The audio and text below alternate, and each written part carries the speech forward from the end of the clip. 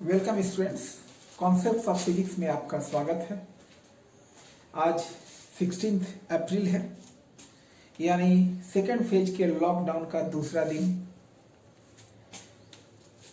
आज वैसे मैं आपको टॉपिक पढ़ाऊंगा, जैसा कि मैंने कल आपको बताया था, इलेक्ट्रिक डाइपोल और उस पर और आधारित topic electric dipole moment, electric field due to an electric dipole.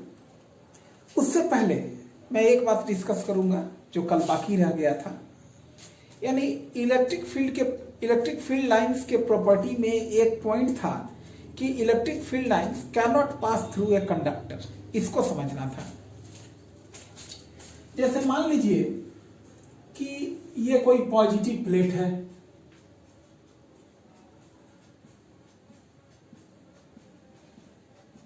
ये कोई नेगेटिवली चार्ज प्लेट है। तो हम लोग जानते हैं कि पॉजिटिव प्लेट से electric lines of force outwards और नेगेटिव प्लेट में इनवर्ड, यानी पॉजिटिव प्लेट से इलेक्ट्रिक लाइंस ऑफ फोर्स निकलते हुए नेगेटिव प्लेट की ओर जाएंगे। यानी इन दोनों प्लेट के बीच में पूरे स्पेस में इलेक्ट्रिक फील्ड है। मान लीजिए वो इलेक्ट्रिक फील्ड कितना है, E, और इस प्लेट पर चार्ज है +Q और इस प्लेट पर चार्ज है -Q। अब देखिए, अगर इसमें बीच में हम प्लेट्स के बीच में कोई कंडक्टिंग स्लैब रख देते हैं, प्लेट्स के बीच में जो स्पेस है, अगर हम यहां कंडक्टिंग स्लैब रख देते हैं, तब क्या होता है इसको समझें।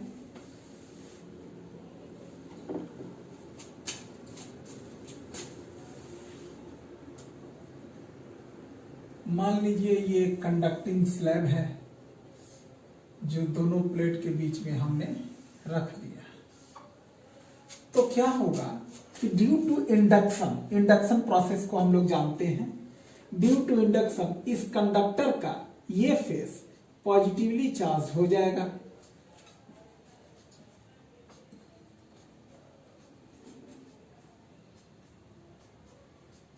और इस पर +Q है, तो इस फेस, सॉरी एक बात हमने गलत कर दिया, प्लस कंडक्शन की वजह से पॉजिटिव चार्ज के पास जो इंड्यूस होगा इस प्लेट में, वो नेगेटिव इंड्यूस होगा, और इसके अपोजिट साइड नेगेटिव प्लेट के सामने इस कंडक्टिंग स्लैब में जो इंड्यूस होगा वो पॉजिटिव चार्ज इंड्यूस होगा। यानी इंडक्शन आप जानते हैं कि एक पॉजिटिव चार्ज की वजह से नेगेटिव चार्ज इंड्यूस होता है और नेगेटिव की वजह से पॉजिटिव। तो इस पर +Q चार्ज है तो इसके इस फेस पर -Q इंड्यूस हो जाएगा, और इस पर -Q है तो इस फेस पर +Q इंड्यूस हो जाएगा। तो यहां हकीकत में इलेक्ट्रिक फील्ड क्या होगा, प्लस से -Q और इलेक्ट्रिक फील्ड ये तो बन रहा है, ये इलेक्ट्रिक फील्ड है पॉजिटिव प्लेट से नेगेटिव प्लेट, और इसके बीच में जो स्पेस है इस कंडक्टिंग स्लैब के बीच में, इस पर भी पॉजिटिव से नेगेटिव की ओर इलेक्ट्रिक फील्ड इधर हो जाएंगे। और यहां ध्यान देने की बात यह है कि +Q से -Q तक इलेक्ट्रिक फील्ड E, तो इसके अंदर भी +Q से -Q तक इलेक्ट्रिक फील्ड E। इस कंडक्टिंग स्लैब के बाहर के इलेक्ट्रिक फील्ड का असर तो अंदर में है ही, और अंदर में अपना इलेक्ट्रिक फील्ड भी अपोजिट साइड में है। तो इसका नेट रिजल्ट क्या होता है कि ये वही पॉजिटिव प्लेट, ये नेगेटिव प्लेट, और ये कंडक्टिंग स्लैब, बाहर वाले प्लेट की वजह से इलेक्ट्रिक फील्ड E और इस कंडक्टिंग स्लैब के अंदर में अपोजिट डायरेक्शन में E। तो इसके कंडक्टिंग स्लैब के अंदर में नेट इलेक्ट्रिक फील्ड 0 हो जाता है, क्योंकि बाहर वाला इलेक्ट्रिक फील्ड से अंदर वाला इलेक्ट्रिक फील्ड अपोजिट है। तो सिर्फ इलेक्ट्रिक फील्ड बच जाता है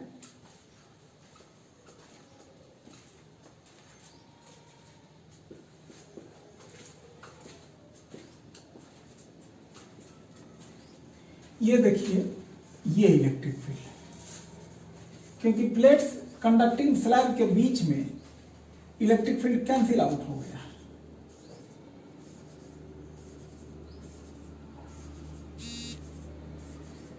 और इस प्रकार कंडक्टिंग स्लैब के अंदर में इलेक्ट्रिक फील्ड जीरो हो गया। बाहर में हम लोग इस प्रकार भी देख सकते हैं, प्लस चार्ज से माइनस चार्ज की ओर इलेक्ट्रिक फील्ड, और यहां भी प्लस चार्ज से माइनस चार्ज की ओर इलेक्ट्रिक फील्ड। लेकिन अंदर में कैंसिल हो गया, क्योंकि बाहर वाला इलेक्ट्रिक फील्ड का असर अंदर वाले अपोजिट इलेक्ट्रिक फील्ड को कैंसिल कर दिया और नेट फील्ड अंदर में जीरो आ गया। और सिर्फ इस स्पेस में इलेक्ट्रिक फील्ड ई बचा, इस स्पेस में इलेक्ट्रिक फील्ड ई बचा, और अंदर में इलेक्ट्रिक फील्ड ई का वैल्यू जीरो हो गया। इस प्रकार हम लोग कह सकते हैं कि एक कंडक्टर के अंदर इलेक्ट्रिक फील्ड लाइंस पास नहीं कर सकता है। अब थोड़ा सा हम लोग अब तक जिन चीजों को पढ़े हैं उसको 2-3 मिनट में समराइज कर लें, तो आगे की चीजों को समझने में आसानी होगी।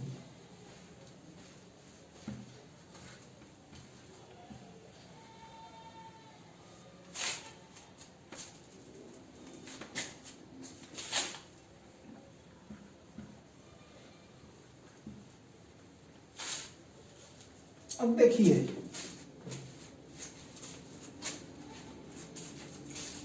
हम लोगों ने सबसे पहले चार्ज के बारे में पढ़ा है कि फंडामेंटल चार्ज जो होता है वो होता है E, आइदर प्लस E और माइनस E।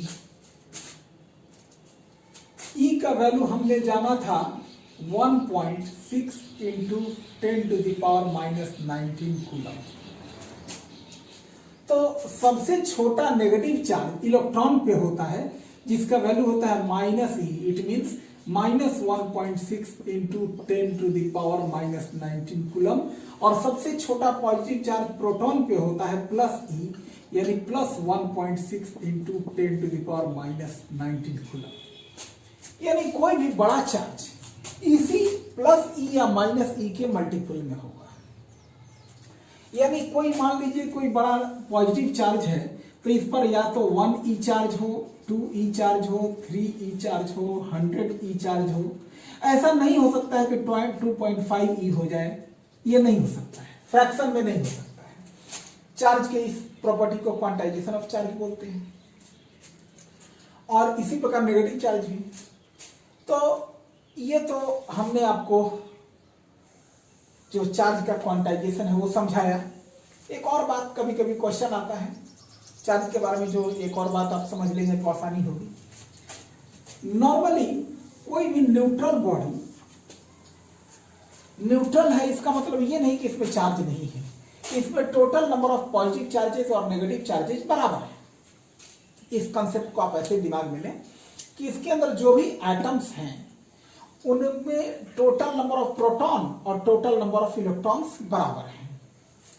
अगर मान लीजिए, हालांकि प्रोटॉन के अंदर से, ये न्यूक्लियस के अंदर से आप प्रोटॉन को बाहर नहीं निकाल सकते हैं, आप उसके वैलेंस इलेक्ट्रॉन को ही बाहर निकाल सकते हैं। तो मान लीजिए हम लोग इस बॉडी में से कुछ इलेक्ट्रॉन बाहर निकाल देते हैं। मान लीजिए 100 इलेक्ट्रॉन हमने इसमें से बाहर निकाल दिया।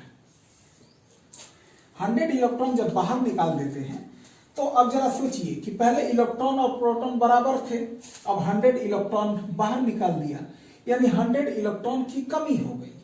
यानी इसमें ज्यादा क्या चार्ज बच गया? प्रोटॉन, यानी पॉजिटिव चार्ज।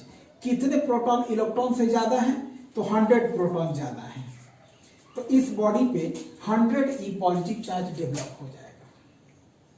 और इसके विपरीत कोई बॉडी, मान लीजिए न्यूट्रल बॉडी है, और इसमें 100 इलेक्ट्रॉन आप इसको दे देते हैं, तो इसमें पहले प्रोटॉन और इलेक्ट्रॉन बराबर थे, 100 इलेक्ट्रॉन आपने इसको दे दिए, तो अब इसमें 100 इलेक्ट्रॉन एक्सेस हो गए। प्रोटॉन जितने थे उतने ही हैं, 100 इलेक्ट्रॉन एक्सेस हो गए, तो इस बॉडी पर नेगेटिव 100 चार्ज आ गया। यानी किसी बॉडी में नेगेटिव चार्ज है, इसका मतलब उसमें एक्सेस ऑफ इलेक्ट्रॉन है, और किसी बॉडी में पॉजिटिव चार्ज है तो उसमें इलेक्ट्रॉन की कमी है, इलेक्ट्रॉन डेफिशिएंट है। अच्छा, अब इसके बाद देखेंगे हम कि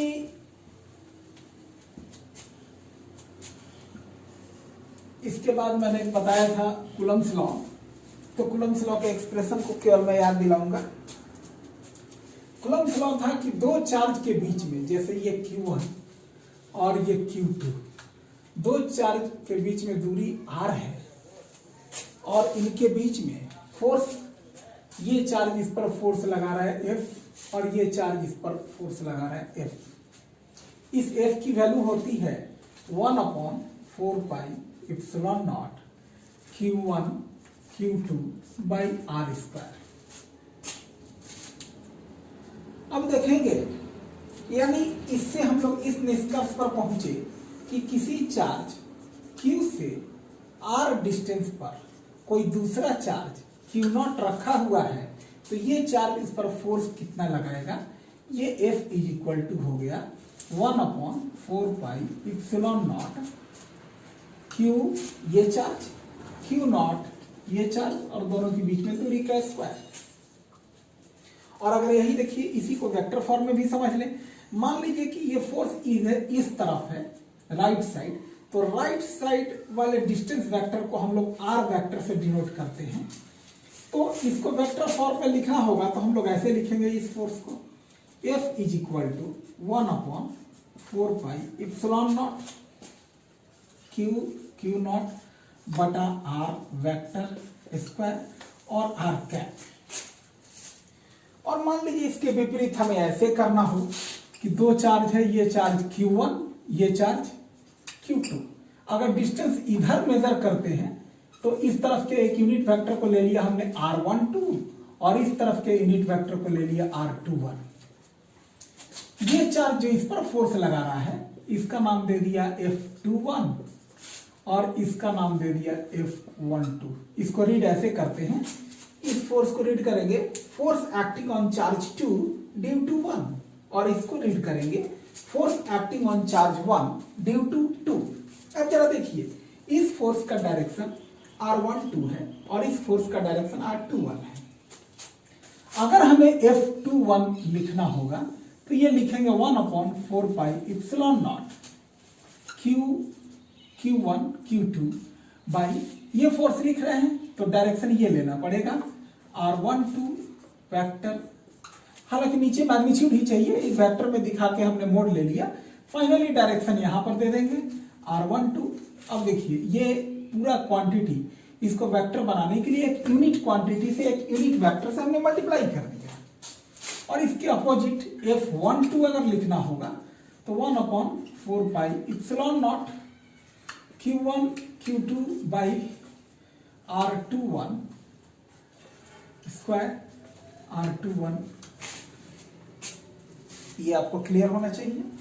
और इसको हमने ये भी बताया था कि अगर इसको हम लोग ऐसे लिख दिया 1/4 pi epsilon naught Q1 Q2 by r12 square, तो इस यूनिट वेक्टर को हमने आपको पहले बताया था कि r12 यूनिट वेक्टर का वैल्यू होगा r vector divided by r vector का मैग्नीट्यूड।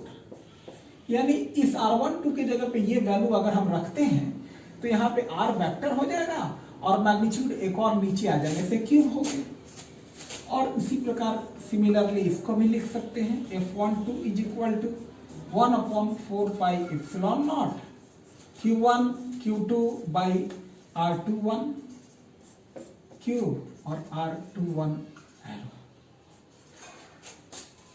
अब मेरे ख्याल से ये आपको क्लियर होगा, इसको नोट कर लीजिए, आगे और थोड़ा सा बताता हूं। अब देखिए, ये तो हम जान चुके हैं कि किसी Q चार्ज की वजह से r डिस्टेंस पे रखा दूसरे चार्ज Q0 पर जो फोर्स लगेगा वो इतना लगेगा 1/4 pi epsilon naught Q0 by r square. अब देखिए, हमें इस पॉइंट पर इलेक्ट्रिक फील्ड निकालना है, यानी कि किसी Q चार्ज की वजह से r डिस्टेंस पर किसी पॉइंट पर इलेक्ट्रिक फील्ड, तो इलेक्ट्रिक फील्ड भी हम जान चुके हैं कि electric field is equal to F/Q। अब वो लिमिट वाला वैल्यू मैं नहीं पुट कर रहा हूं, वो समझ लीजिए F/Q।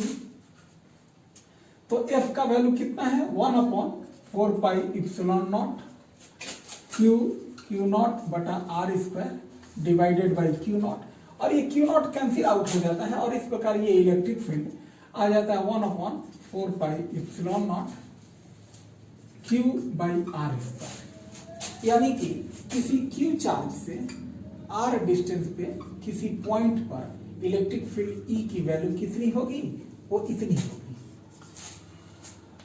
अब ये आपको बिल्कुल क्लियर होगा। अब मैं इसके बाद आगे टॉपिक पढ़ाऊंगा इलेक्ट्रिक डाइपोल। अब देखें इलेक्ट्रिक डाइपोल का डेफिनेशन क्या है। A system of two equal and opposite charges separated by a certain distance is called an electric dipole. ऐसे मान लीजिए कि दो चार्ज इक्वल एंड अपोजिट, एक चार्ज है प्लस क्यू और एक चार्ज है माइनस क्यू। एक खास दूरी, कुछ भी दूरी हो, उस दूरी से सेपरेटेड हो।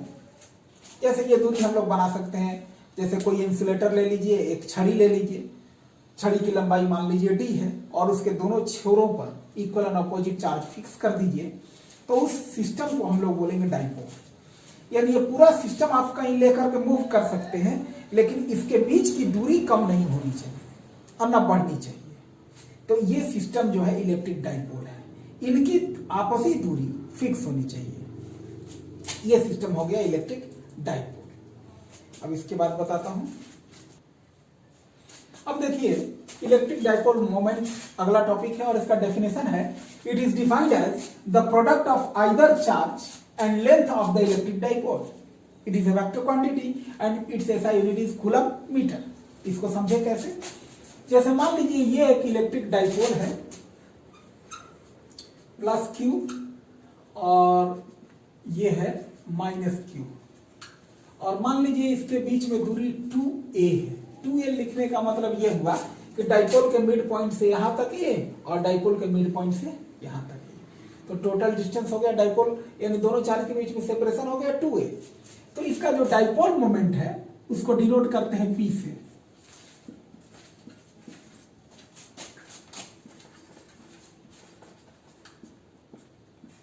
p, और ये वेक्टर क्वांटिटी है, तो यहां पे आप ये भी डेफिनेशन में भी लिख सकते हैं, it is denoted by p vector.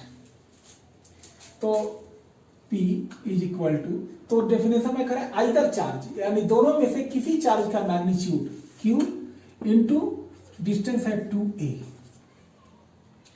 तो इस प्रकार ये हो गया आपका डाइपोल मोमेंट। डाइपोल मोमेंट को कैसे मेजर करेंगे, q इंटू 2a। तो यहां यूनिट को भी समझ लीजिए, q का यूनिट कूलम और डिस्टेंस का यूनिट मीटर, तो डाइपोल मोमेंट का यूनिट हो गया कूलम मीटर। इसको नोट कर लीजिए।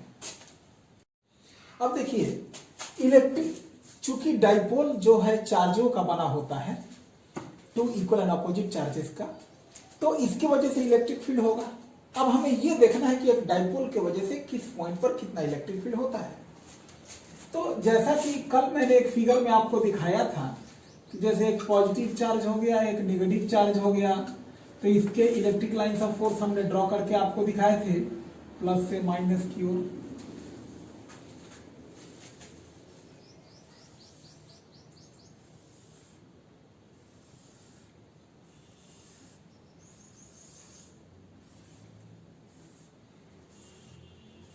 यहां हम क्या देखते हैं कि ये सारे इलेक्ट्रिक फील्ड, मतलब ये इलेक्ट्रिक फील्ड हर जगह यूनिफॉर्म नहीं है, यानी इलेक्ट्रिक लाइंस ऑफ फोर्स की डेंसिटी हर जगह बराबर नहीं है। कहीं पर ये ज्यादा डेंस है और कहीं पर ये इलेक्ट्रिक लाइंस ऑफ फोर्स दूर दूर है।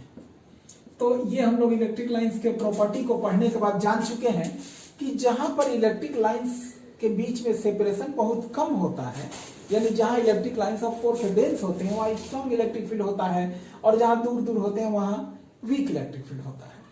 तो हम लोग खास खास पॉइंट पर अभी कैलकुलेट करेंगे कि कहां पर इलेक्ट्रिक फील्ड कैसा है। देखें, अब हमें यह देखना है कि जैसे ये मान लीजिए एक इलेक्ट्रिक डाइपोल है प्लस क्यू और कुछ दूरी पर माइनस क्यू। तो देखिए डाइपोल में क्या होता है, दोनों डाइपोल को, दोनों चार्ज को, यानी एक चार्ज ए पॉइंट पर है और एक चार्ज बी पॉइंट पर है, दोनों चार्ज को मिलाने वाली जो लाइन होती है, इस लाइन को कहते हैं एक्सियल लाइन। एक्सियल लाइन और दोनों चार्ज का जो परपेंडिकुलर, दोनों चार्ज को मिलाने वाले लाइन का जो परपेंडिकुलर बाइसेक्टर होता है उसको बोलते हैं इक्वेटोरियल लाइन।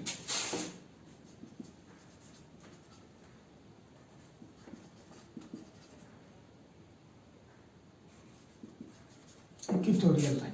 और डाइपोल के मिड पॉइंट का नाम मान लीजिए हमने दे दिया O। तो हमें अभी फर्स्ट फेज में ये कैलकुलेट करना है कि एक डाइपोल के एक्सियल लाइन पर किसी पॉइंट पर इलेक्ट्रिक फील्ड की वैल्यू कितनी होगी और इसके इक्वेटोरियल लाइन पर इसकी वैल्यू कितनी होगी। अब सबसे पहले हम लोग देखेंगे एक डाइपोल के एक्सियल लाइन पर किसी पॉइंट पर इलेक्ट्रिक फील्ड की वैल्यू कितनी होगी। मान लीजिए ये एक इलेक्ट्रिक डाइपोल है, -q और ये है +q, पॉइंट A B और डाइपोल के मिड पॉइंट का नाम दे देते हैं O। और चूंकि डाइपोल का लेंथ होता है 2a, तो यहां से यहां तक a यानी मिड पॉइंट से -q तक यानी O से A तक की दूरी a और O से B तक की भी दूरी होनी चाहिए a। ये हो गया, यानी डाइपोल का लेंथ जो हो गया 2a। हमें इसके एक्सियल लाइन पर डाइपोल के सेंटर यानी डाइपोल के मिड पॉइंट से r डिस्टेंस पर किसी पॉइंट P पर इलेक्ट्रिक फील्ड पता करना है। यानी ये पॉइंट P जो है इसकी दूरी डाइपोल के मिड पॉइंट से कितनी है, r है। तो अब जरा देखिए कि अगर इस +q की वजह से यहां इलेक्ट्रिक फील्ड हम निकालते हैं तो उस इलेक्ट्रिक फील्ड का नाम मान लीजिए हमने दे दिया EA। पॉजिटिव चार्ज की वजह से पॉइंट P पर इलेक्ट्रिक फील्ड आउटवर्ड्स होगा और इस नेगेटिव चार्ज की वजह से पॉइंट P पर इलेक्ट्रिक फील्ड निकालें तो वो देखिए नेगेटिव चार्ज है तो इसका इलेक्ट्रिक फील्ड इनवर्ड्स होगा और इस इलेक्ट्रिक फील्ड का नाम हमने दे दिया EB। यह भी ध्यान देना है, चूंकि पॉजिटिव चार्ज पॉइंट P के करीब है तो इसका असर यहां पर स्ट्रांग होगा, इसलिए इसके वजह से आउटवर्ड्स इलेक्ट्रिक फील्ड वेक्टर हमने लंबा बनाया है और नेगेटिव चार्ज दूर है तो इसका असर पॉइंट P पर कम होगा, तो इसका इलेक्ट्रिक फील्ड जो इनवर्ट्स है EB उसको हमने छोटा बनाया है। अब देखिए तो नेट इलेक्ट्रिक फील्ड इन दोनों का वेक्टर सम होगा, यानी EA में से EB सब्ट्रैक्ट करेंगे तो नेट इलेक्ट्रिक फील्ड इस साइड बचेगा, नेट इलेक्ट्रिक फील्ड इस साइड बचेगा, उसका नाम दे देते हैं E। तो सबसे पहले देखिए हम लोग क्या करेंगे, पहले तो इसको लिखना होता है तो लिख दिया जाता है कि let us consider N electric dipole consisting charges +q and -q separated by a distance 2a. Here we have to calculate the net electric field at a point on the axis of the dipole, at a point P on the axis of the dipole which is at the distance of r from its midpoint. अब उसके बाद लिखेंगे electric field at point P due to +q। यानी ध्यान दीजिए electric field at point P due to +q। अब ये electric field का नाम हमने दिया है EA 1/4πε0 q बाई, अब यहां से यहां की दूरी कितना है BP, दूरी कितना है BP, डिस्टेंस का स्क्वायर। अब यहां देखिए कि ये BP डिस्टेंस कितना है, चूंकि O से P की दूरी है R और O से B की दूरी है A, तो R में से ये A सब्ट्रैक्ट करेंगे तो BP निकल जाएगा, यानी इसको लिख ले हम लोग 1/4πε0 q by r minus a whole square. और इस इलेक्ट्रिक फील्ड का डायरेक्शन इस तरफ है तो इसको बोलेंगे along BP, ये आउटवर्ड्स इलेक्ट्रिक फील्ड को बोलेंगे along BP, क्योंकि B से P का डायरेक्शन भी इसी साइड है। along BP। अब लिखेंगे electric field at point P due to minus Q। Electric field at point P due to minus Q। अब माइनस Q की वजह से पॉइंट P पर इलेक्ट्रिक फील्ड EB है, उसको भी इसी प्रकार हम लोग लिख लें 1/4πε0 Q। चार्ज में ये इलेक्ट्रिक फील्ड का जो वैल्यू लिखते हैं उसमें प्लस माइनस नहीं लिखते हैं, प्लस माइनस के साइन से हम लोग सिर्फ डायरेक्शन तय करते हैं। और ये दूरी हो गया AP, इस पॉइंट से P पॉइंट की दूरी है AP, और इस डिस्टेंस का स्क्वायर कर देंगे हम लोग। अब देखिए 1/4πε0 Q बाई, देखिए P से मिड पॉइंट की दूरी R है और यहां से A और बढ़ जाएगी, यानी A से P की दूरी है R plus A, R plus A, R plus A। और ये इलेक्ट्रिक फील्ड इस तरफ है, यानी अलोंग PA। इससे क्लियर हो गया कि दोनों इलेक्ट्रिक फील्ड अपोजिट हैं। अब हमें नेट इलेक्ट्रिक फील्ड निकालना है, तो इनका सम लेंगे, यानी अब लिखेंगे net electric field at point P।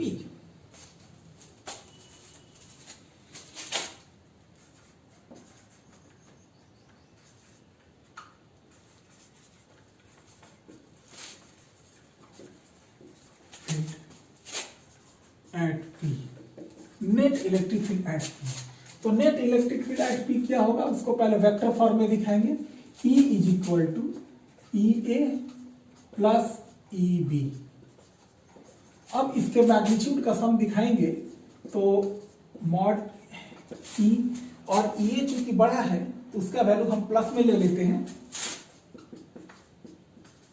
तो वेक्टर सम करने में इस जो वेक्टर अपोजिट है उसको माइनस में उसका मैग्नीट्यूड लेना पड़ेगा, क्योंकि ये इलेक्ट्रिक फील्ड यानी जो इलेक्ट्रिक फील्ड राइट साइड है उसको हमने पॉजिटिव लिया है, तो जो इलेक्ट्रिक फील्ड का डायरेक्शन लेफ्ट साइड है उसको नेगेटिव लेना पड़ेगा, यानी माइनस EB।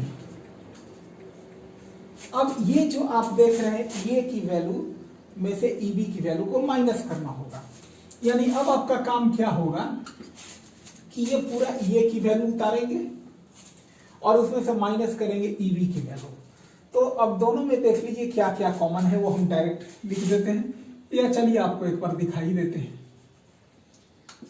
1/4πε0 Q बाई, ये है R minus A whole square, और ये माइनस अब ये रखेंगे 1/4πε0 Q by R plus A whole square.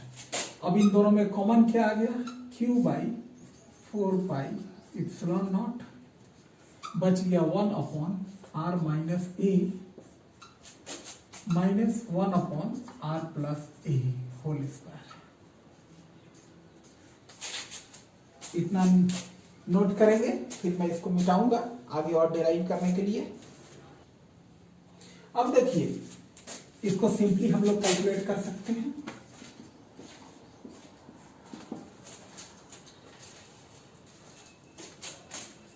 Q/4πε0 और ये हो गया R plus A whole square minus R minus A whole square divided by R minus A R plus A, और इन दोनों पर स्क्वायर है। ये कैलकुलेशन मेरे ख्याल से आप सिंपली समझ रहे होंगे।